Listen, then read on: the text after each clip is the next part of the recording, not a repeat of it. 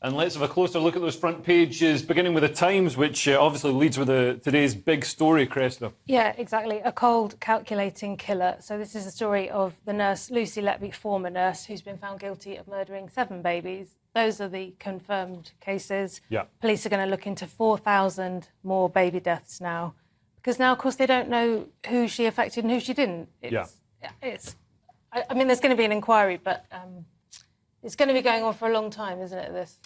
Well, this is very similar to Harold Shipman, right. where, I mean, I don't know how many people, our audience remembers this, but, I mean, where this guy was he killed hundreds of people. I think it was over 200 people. I think he was even more than that. To have killed. Yeah, and they could have seen it just by looking at the statistics, the sort of the rise in deaths. Well, part of the problem here is that she was working with very vulnerable babies who are far more likely to die than an average baby. They were already sick. I mean, they're premature babies and sick babies. They're actually in a place where they're overwhelmingly likely to live. So it was unusual that so many babies died, and colleagues did raise the alarm. But unfortunately, they weren't listened to. In fact, the colleagues who raised the alarm were then forced to write letters of apology, which just points to serious failings in the service. Because I mean, as Lewis says, with statistics, with data, I mean, this would have been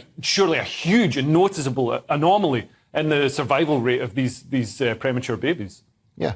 Well, I mean, the thing that's shocking about the whole thing, I don't think it is shocking. I think when you have really big organizations, you've worked for big organizations. Yeah. I don't think I have, but with big organizations, things do fall through the cracks. And also, with an organization like the NHS, which does a lot of good work, I know I badmouth them every single second that I get, but they do a lot of good work. And this is such a black mark that they don't want to draw attention to it if it's not true. Yeah. Well, and the NHS is almost like a national religion in the UK. Partly because we don't really have an alternative.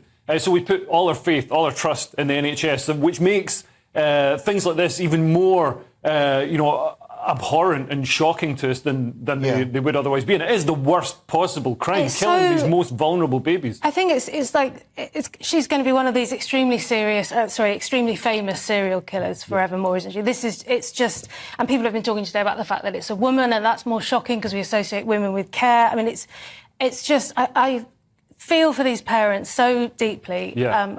It's just, well, it's evil, isn't it? Yeah.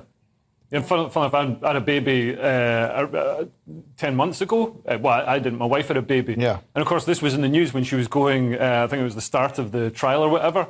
So, stupidly, I rushed home to my wife and I was like, oh, you won't believe what's happening. And then, she was in floods of tears. But yeah, obviously serious failings there.